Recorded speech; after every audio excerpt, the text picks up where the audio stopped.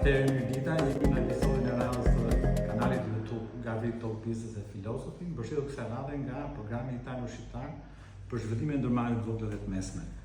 Kemi ardhur sot në kompaninë Teja Konstruksion dhe po flasim me administratorin kryesor të kompanisë, Rodin, Rodi, thjesht, Shumë mirë. Për bërë një bisedë shumë të thjeshtë, shumë komunikuese, në lidhje me historinë dhe zhvillimin e sipërmarrjes shqiptare.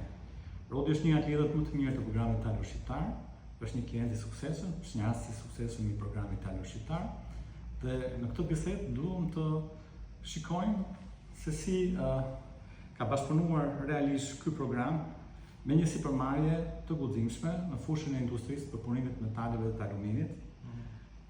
Nuk është vetëm çështje milionash, por është dhe çështje pasioni, çështje përkushtimi, çështje disipline. Rodi, të ndërtojmë thjesht. Cila është sfida kryesore që ke menduar të investosh në makineri? Nuk është thjesht mentaliteti, kultura, kapaciteti i punojësve për të punuar me makinerinë. Sa ne pa gjumë të ne duke menduar të investosh për të? Të e shumë mirë, po së pari desha të nis nga pjesa që ju thatë që kjo nuk është një iniciativë vetme, e para. Kjo është një mënyrë e të qenit, se si ne jemi formuar dhe këtë biznes e ka nisur familja ime përpara meje, dhe ato janë shkaku kryesor i arritjes fundit të çdo suksesi britanishëm, sepse një nisje e mbarë të çon edhe një sukses më të sigurt. Dhe është shumë e thjeshtë të vazhdosh një nisje të mbarë se sa një nisje nga zero. Kjo është për të thënë në fakt. Megjithatë, pjesa e inovacioneve ka ardhur bashkë me mua në këtë pjesë, sepse normalisht në takonte që duke u shtuar pjesës kompanisë, të vinë edhe pjesët e makinerive, të vite kjo pjesa e sfidave, që është një risi për të gjithë pjesën e tregut shqiptar. Domethënë, çdo investitor është pak i tutur nga fillimi i kësaj pune, sepse të gjithë këto investime, si dhe dalë, a do më përshtaten motorët në këtë pjesë, a do kemë sukses apo jo. Edhe thjesht do me thënë një gjë që je duke menduar, thjesht bëje është më e thjesht se sa drejt duke menduar, kur e ke mundësinë në këtë rast do me thënë për ne ja ka vlerëtur mirë, sepse ne jo vetëm që jemi investuar këtu në mënyrë monetare, por jemi investuar këtu në mënyrë jetësore.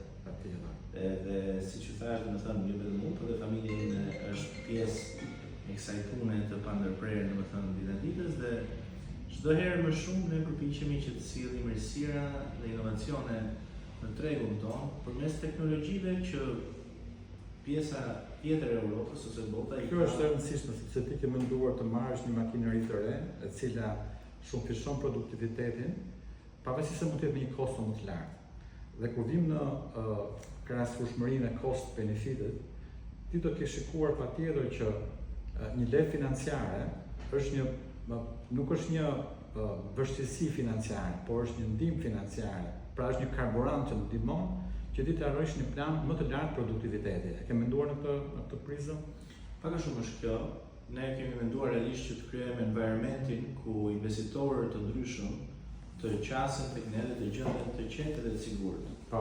Dhe ky environment nuk krijohet përmes fjalëve apo përmes kafeve që pimë njëri me tjetrin, por krijohet përmes këtyre makinerive dhe këtyre kapanoneve që ne ndërtojmë, të mbushura plot me këto makineri dhe ky environment krijohet në këtë formë, duke i dhënë të tjerëve besueshmërinë dhe prakticitetin se si kjo punë bëhet pa fjalë.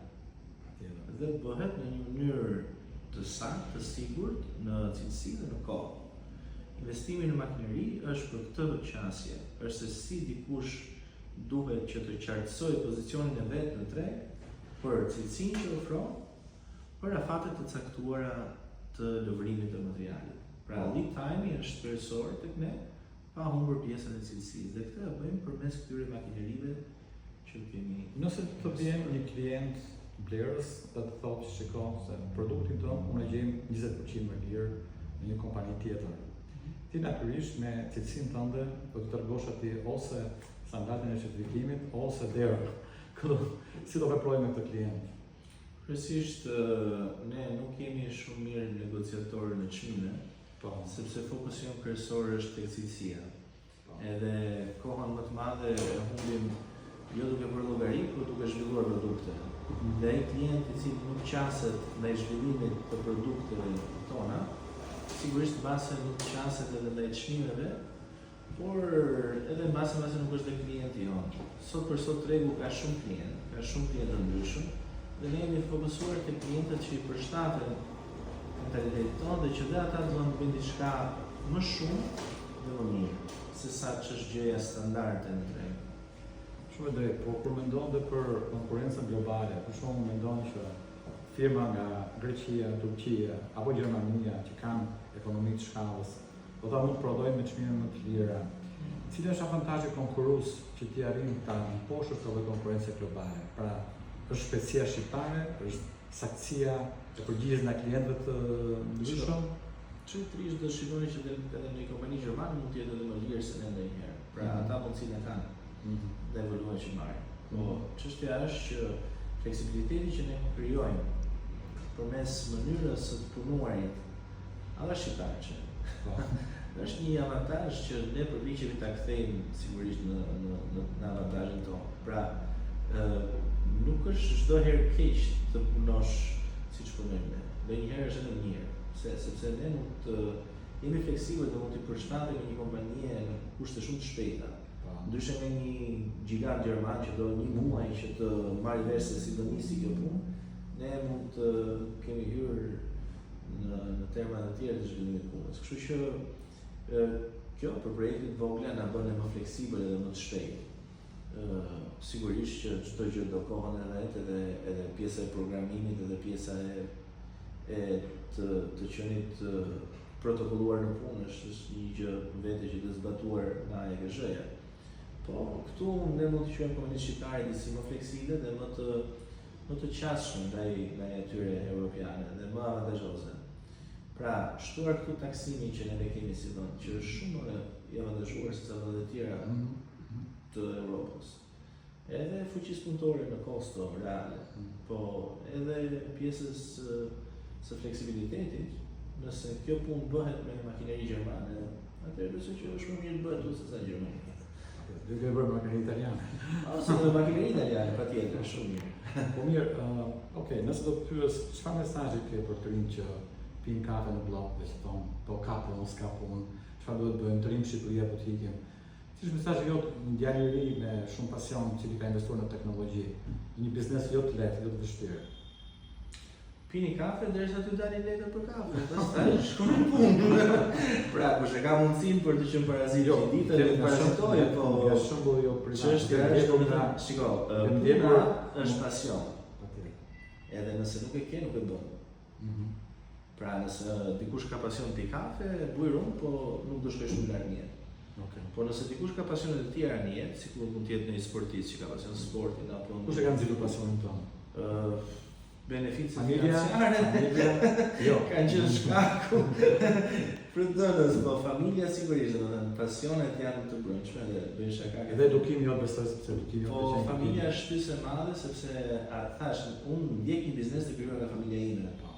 Pra biznese që fëmijët refuzojnë të punojnë me bizneset e prindërve të tyre, për arsye se kanë ndjerë karrierë tjetër. Mund të kenë gjetur një punë të mirë, po unë këtë kam parë si një punë shumë të mirë. Edhe kam vendosur që ta ndjek, bides jam kthyer nga Amerika për të ndjekur këtë punë.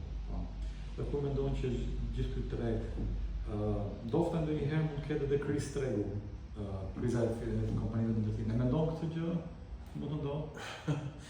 Ne jemi kompani të blerësit dhe shitse, kushdo që është në treg. Çfarëdo të kesh, ti gjithsesi do blesh. Dhe kur ka kriza, ne ndonjëherë përfitojmë më shumë sepse blejmë më shumë materiale të parë dhe e përdorim ato kur kriza të kalojë. Çdo gjë është kalimtare, e rëndësishme është që ti të jesh i fokusuar në punën që bën. Edhe të kesh atë fokusin e dur, po edhe të kesh edhe vullnetin e dur për të qëndruar asaj pune. Pra, Rodi ti nuk kishe frikë nga marrja e një financimi, sepse ti kishe një biznes, një investim të planifikuar. Pra, do të them, nëse një sipërmarrës ka një plan të saktë, të qartë në kokën e vet, ka një vizion, nuk ka pse të të nguroj nga një marrjes së një investimi. Kur ky investim, ky financim është dhe një kosto më të ulur se kostot e bankave komerciale, apo jo?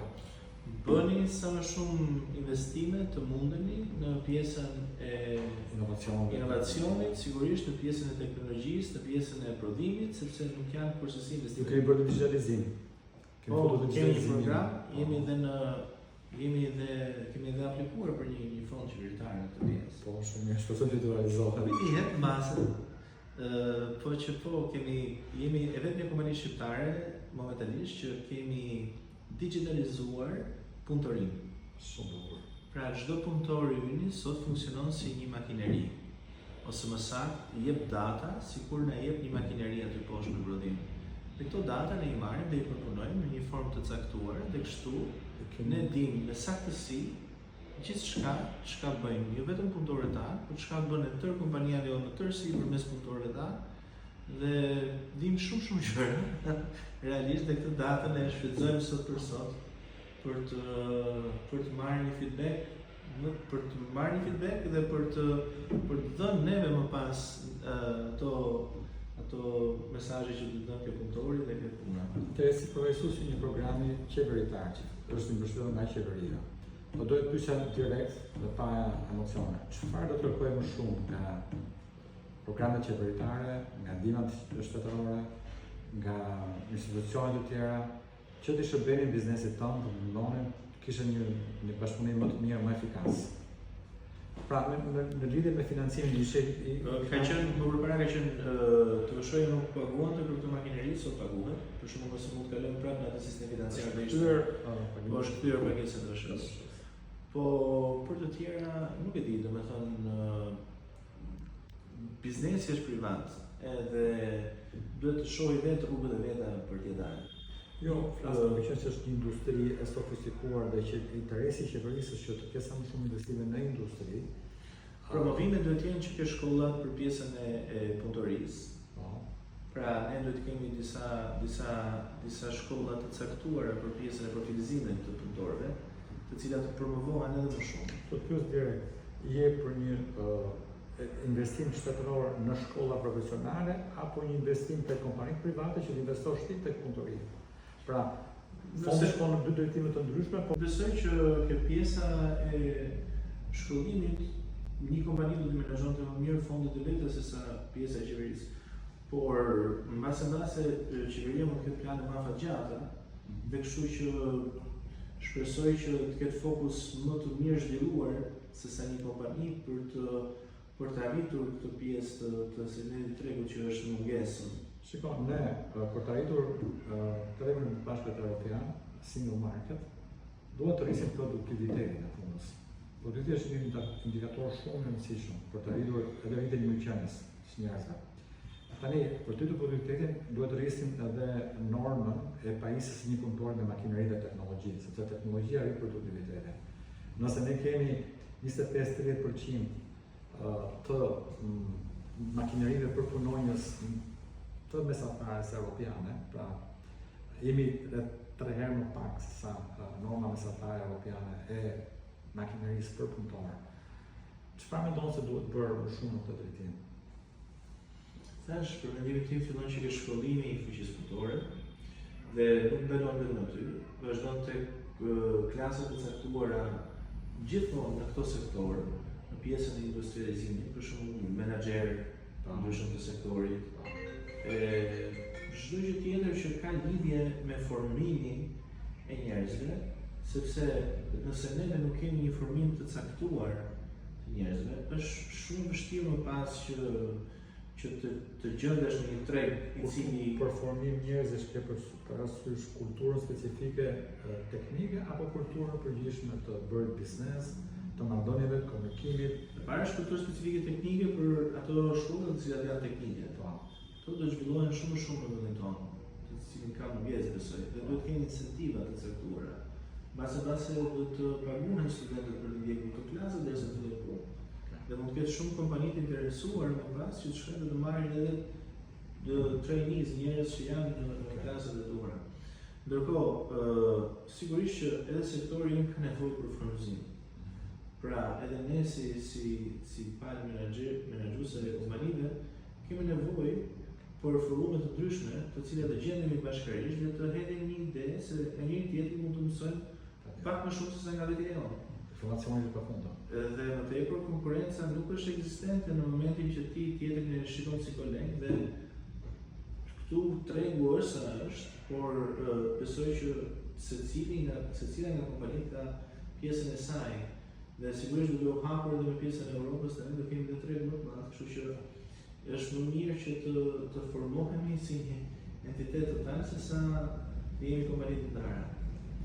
Okej, Rodi, të falenderoj në emër të programit Italo Shqiptar dhe sot le të ta përmbyllim këtë intervistë të shkurtër, duke menduar që Rodi nuk është vetëm thjesht me fat, por është njëri i cili e mendon me emocione, me pasion, me dëshirë punën e vet dhe ka ndërtuar një rrugë të gjatë për të bërë, po të suksesshme.